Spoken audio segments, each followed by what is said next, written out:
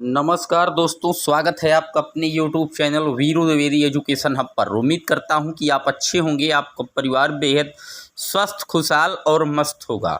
सभी को good morning, Vande Mataram, जय हिंद डियर। आज हम बात करेंगे एसएसटी के महत्वपूर्ण क्वेश्चनों की, जो कि आगे आने वाला सुपर टेट लगा है या यूपी ट्रिपल एससी के थ्रू आयोजित कराई जाने वाला पीईटी एग्जाम है डियर, उसके लिए ये श्रृंखला एकदम रामबाण साबित होगी। तो जितने भी लोग चैनल पर पहली बार विजिट कर रहे हैं, चैनल को सब्सक्राइब करें, वीडियो को लाइक और शेयर करना ना भूलें। आइए शुरू करते हैं। पहला प्रश्न कह रहा है, महाभारत मूलतः किस रूप में जानी जाती है? बृहत कथा है, ब्राह्मण है, बृहत संहिता है या जय संहिता है? तो जो महाभारत है डियर, ये जय संहिता है। डी ऑप्शन एकदम सही है। अब महाभारत की जो रचना है वो वेद व्यास जी ने की थी और महाभारत में 1 लाख से ज़्यादा श्लोक वर्णित है डियर, नोट डाउन कर लीजिएगा। बात करते हैं अपने अगले प्रश्न की। रोलेक्ट एक्ट किस वायसराय के काल में पारित हुआ था? बात आई है रोलेक्ट एक्ट की, बता दें ये आया था 1919 में।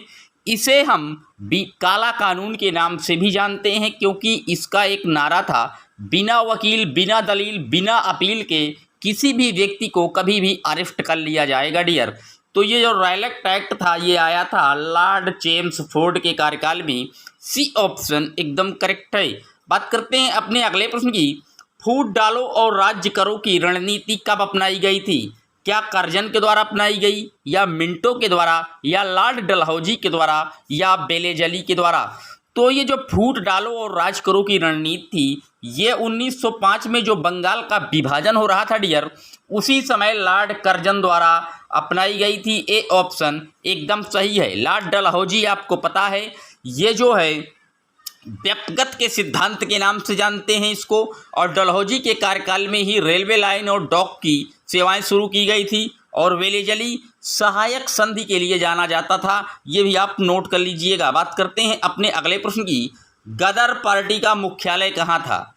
तो गदर पार्टी की स्थापना लाला हरदयाल ने की थी, और जो इसका हेडक्वार्टर था, मुख्यालय, वो सेंट फ्रांसिस्को में था, सेंट फ्रांसिस्को। ए ऑप्शन एकदम सही है। अब सेंट फ्रांसिस्को कहाँ पड़ता है? तो ये कैलिफोर्निया में पड़ता है डियर, ये भी आप नोट डाउन कर लीजिएगा। बात करते हैं अपने अगले प्रश्न की। इनमें से कौन उग्र राष्ट्रवाद के उल्लेखनीय नेताओं में से नहीं था? क्या गोपाल कृष्ण गोखले नहीं थे, बिपिन चंद्र पाल नहीं थे, या लोकमान्य तिलक नहीं थे, या लाला लाजपत राय नहीं थे? तो आप सुने होंगे लाल बाल पाल। लाल बाल पाल यानी कि लाल से लाला लाजपत राय, बी से बिपिन चंद्र, और पाल से लाल बाल पाल, लाल से लोकमान्य तिलक। तो यानी कि गोपाल कृष्ण गोखले नहीं थे इनमें। ए ऑप्शन एकदम सही है। बात करते हैं अपने अगले प्रश्न की। इनमें से किसे द ग्रेट ओल्ड मैन के नाम से जाना जाता है, यानी कि वयोवृद्ध के नाम से किसे जाना जाता था? तो वयोवृद्ध के नाम से जाने जाते थे दादा भाई नौरोजी। सी ऑप्शन एकदम सही है। इनकी एक बुक है डियर, जो एग्जाम में पूछी जाती है, नोट रखिएगा, the poverty on un British rule in India. इसी बुक में दादा भाई नौरोजी ने सबसे पहले प्रति व्यक्ति आय की बात की थी। भारत में प्रति व्यक्ति आय का अनुमान लगाने वाले भारत में कौन है?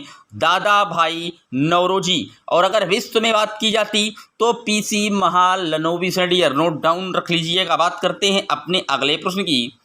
इनमें से कौन भारतीय संविधान का सभा का अध्यक्ष थे? क्या डॉक्टर राजेंद्र प्रसाद थे, पंडित जवाहरलाल नेहरू, सरदार पटेल, या डॉक्टर बी और अम्बेडकर? तो भारतीय संविधान सभा के जो अध्यक्ष थे वो डॉक्टर राजेंद्र प्रसाद जी थे। और राजेंद्र प्रसाद जी को अध्यक्ष कब बनाया गया था? तो 11 दिसंबर 1946 को, जब संविधान का दूसरा अधिवेशन हुआ, उसमें डॉक्टर राजेंद्र प्रसाद को स्थायी अध्यक्ष बनाया गया। पहले अस्थायी अध्यक्ष डॉक्टर सच्चिदानंद सिन्हा जी थे, ये भी आप नोट रखिएगा। बात करते हैं अपने अगले प्रश्न की। स्वतंत्रता का नवग्रहित तिरंगा पहली बार कब फहराया गया था, कब लहराया गया था? तो बता दें, जो स्वतंत्रता का तिरंगा झंडा है ये लाहौर अधिवेशन में पंडित जवाहरलाल नेहरू जी के द्वारा फहराया गया था, और लाहौर अधिवेशन हुआ था 31 दिसंबर 1929 को। बी ऑप्शन एकदम करेक्ट है। बात करते हैं अपने अगले प्रश्न की। इनमें से किसे भारतीय संविधान सभा का अध्यक्ष तो बता चुका हूं, doctor Rajendra Prasad. A option एकदम सही है। बात करते हैं अपने अगले प्रश्न की। क्षेत्रफल के हिसाब से विश्व का दूसरा बृहत्तम महाद्वीप कौन सा है? क्या एशिया है, दक्षिण अमेरिका है, उत्तर अमेरिका या अफ्रीका?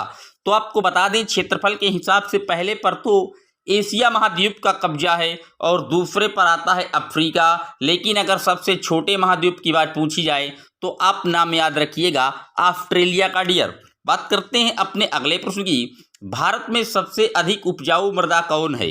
क्या लाल मृदा है या काली मृदा या जलोढ़ या चूनेदार मृदा? तो बता दें भारत में सबसे अधिक उपजाऊ मृदा जलोढ़ मृदा है और सबसे ज़्यादा मृदा का विस्तार भी इसी का है। ये 40% भाग पर अकेले जलोढ़ मृदा का कब्जा है डियर। और भारत में 8 प्रकार की मृदा पाई जाती है, ये भी आप नोट डाउन रखिएगा। बात करते हैं अगले प्रश्न की। सबसे अधिक प्रोटीन पाई जाती है, तो प्रोटीन सबसे अधिक किसमें पाई जाएगी? उड़द के दाने में, अरहर के दाने में, मटर के दाने में या सोयाबीन के दाने में? तो जो प्रोटीन है डियर ये सोयाबीन के दाने में सबसे ज़्यादा पाई जाती है और सोयाबीन के बाद मूंगफली में दूसरे नंबर पर सबसे ज़्यादा प्रोटीन पाई जाती है। और सोयाबीन का सबसे ज़्यादा जो उत्पादन होता है वो मध्य प्रदेश में होता है डियर। डी ऑप्शन एकदम करेक्ट है। बात करते हैं अपने अगले प्रश्न की। निम्न में से कौन सा राज्य इलायची के उत्पादन के लिए पहचान नहीं रखता पूछ रहा है। क्या केरल है, कर्नाटक, तमिलनाडु या उड़ीसा? तो पहचान नहीं रखता उड़ीसा डियर। डी ऑप्शन एकदम सही है। सबसे ज़्यादा जो इलायची है वो केरल में होता है। केरल को मसालों का शहर भी कहते हैं, नोट डाउन रखिएगा। बात करते हैं सबसे अगले प्रश्न की। भारत में सर्वाधिक कोयला उत्पादन किस राज्य में है? क्या पश्चिम बंगाल में, झारखंड में, छत्तीसगढ़ में या उड़ीसा में? तो बता दें प्रेजेंट टाइम में जो भारत में सर्वाधिक कोयला का उत्पादन है वो छत्तीसगढ़ में है। छत्तीसगढ़ अभी झारखंड को पीछे करके टॉप पर काबिज हो गया है डियर। पहले झारखंड था लेकिन प्रेजेंट टाइम में छत्तीसगढ़ जो है राज्य वो कोयले उत्पादन के लिए टॉप पर है डियर। ये भी आप नोट डाउन रखिएगा। बात करते हैं अपने अगले प्रश्न की। भारत की 2011 की जनगणना में उत्तर प्रदेश में किस जिले में साक्षरता दर सबसे उच्चतम थी? 2011 की जो जनगणना थी उसमें अगर उत्तर प्रदेश में सबसे साक्षर जिले की बात की जाए तो गाजियाबाद है डियर। ए ऑप्शन एकदम सही है। लेकिन अगर पूछ ले कि सबसे साक्षर जिला महिलाओं का कौन सा उत्तर प्रदेश में, तो आप कानपुर मार दीजिएगा। कानपुर में सबसे ज़्यादा महिलाएं साक्षर थी 2011 की जनगणना के अनुसार डियर। बात करते हैं अपने अगले प्रश्न की। भारत में प्रभावित साक्षरता दर की गणना की जाती है। जब आपको साक्षरता दर की गणना करनी है डियर तो कैसे करेंगे? क्या कुल जनसंख्या से कर देंगे या बच्चों की जनसंख्या से करेंगे या वयस्कों की जनसंख्या से या 7 वर्ष की उम्र की ऊपर की जनसंख्या से? तो बात आई है साक्षरता की, तो आपको पता है बालक 6 वर्ष के बाद पढ़ने जाता है डियर, 6 से। तो आप 7 वर्ष की उम्र के ऊपर से ही जनसंख्या की गणना करेंगे डियर। तो डी ऑप्शन एकदम सही है। बात करते हैं अपने अगले प्रश्न की। भारतीय संविधान में समानता का अधिकार अनुच्छेद 5 द्वारा स्वीकृत है। वो 5 अनुच्छेद कौन से हैं जिसमें समानता का वर्णन किया गया है डियर? तो वो अनुच्छेद थे डियर 14 से 18 के बीच में। बी ऑप्शन एकदम सही है। बात करते हैं अपने अगले प्रश्न की। भारत के संविधान के निर्माताओं में मौलिक अधिकारों की अवधारणा को उधार लिया गया था। यानी कि पूछ रहा है मूल अधिकार हमारे संविधान में किस देश के संविधान से लिए गए हैं? क्या यूएसए से या आयरलैंड से या कनाडा से या सोवियत संघ के संविधान से लिए गए हैं? तो बता दें जो मूल अधिकार है वो यूएसए के संविधान से लिया गया है, यानी कि अमेरिका से। आयरलैंड से नीति निर्देशक तत्व लिए गए हैं। कनाडा से क्या लिया गया है? संघीय शक्ति ली गई है कनाडा से। अगर सोवियत संघ यानी रूस से बात की जाए तो मौलिक कर्तव्य यहाँ से लिए गए हैं डियर। ये भी आप साथ ही साथ नोट डाउन कर लीजिएगा। बात करते हैं अपने अगले प्रश्न की।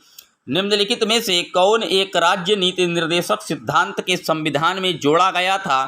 ग्राम पंचायतों का गठन या गोवध निषेध या मुफ्त कानूनी सलाह या समान नागरिक संहिता? तो जो नीति निर्देशक सिद्धांत में संविधान के बाद जोड़ा गया डियर वो था मुफ्त कानूनी सलाह, यानी कि सी ऑप्शन एकदम करेक्ट है। बात करते हैं अपने अगले प्रश्न की। किन के बीच संबंधों की पुनरीक्षा के लिए सरकारी आयोग का गठन किया गया था? प्रधानमंत्री और राष्ट्रपति के लिए, विधायिका और कार्यपालिका के लिए कार्यपालिका और न्यायपालिका के लिए कि केंद्र और राज्य के लिए। तो जो सरकारी आयोग का गठन किया गया था वो केंद्र और राज्य सरकार के मध्य किया गया है डियर। डी ऑप्शन एकदम करेक्ट है। बात करते हैं अपने अगले प्रश्न के। भारत के संविधान के किस भाग में संघ राज्य संबंधों का उल्लेख है? भाग 10 में, भाग 11 में, भाग 14 में या भाग 15 में? तो जो भारत के संविधान में केंद्र और राज्यों के मध्य संबंधों का उल्लेख है डियर वो दिया गया है भाग 11 में। अब बात आई है भागों की, तो प्रेजेंट टाइम में हमारे संविधान में 25 भाग हैं डियर, ये भी आप नोट रखिएगा। भाग 10 जो है वो दल बदल कानून से रिलेटेड है डियर, नोट डाउन करिएगा। बात करते हैं अपने अगले प्रश्न की। यदि भारत के राष्ट्रपति और उपराष्ट्रपति दोनों त्यागपत्र दे दें तो ऐसी स्थिति में राष्ट्रपति के रूप में हमारे देश का संचालन कौन करेगा? क्या लोकसभा के अध्यक्ष करेंगे या प्रधानमंत्री करेंगे या गृह मंत्री या सर्वोच्च न्यायालय का मुख्य न्यायाधीश?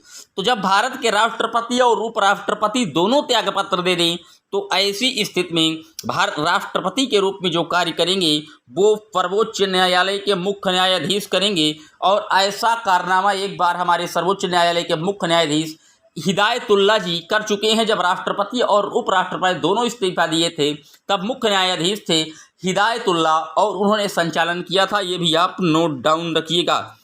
बात करते हैं अपने अगले प्रश्न की। हवाई जहाज के टायरों को चौड़ा करने के लिए कौन सी गैस प्रयुक्त होती है? तो हम हीलियम गैस का प्रयोग करते हैं डियर। बी ऑप्शन एकदम करेक्ट है। बात करते हैं अपने अगले प्रश्न की।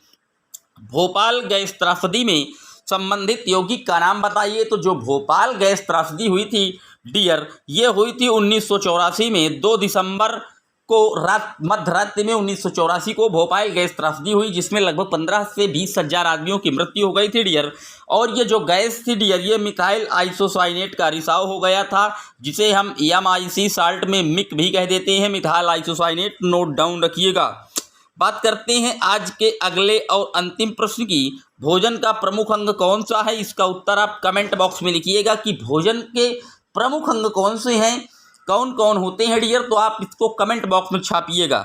मिलते हैं जल्द ही आपसे एक और वीडियो में। अगर वीडियो आपको अच्छा लगा तो चैनल को एक बार सब्सक्राइब करें और वीडियो को लाइक और शेयर करना ना भूलें। मिलेंगे जल्द ही आपसे एक और वीडियो में, तब तक के लिए जय हिंद, जय Bharat. Thanks for watching my video.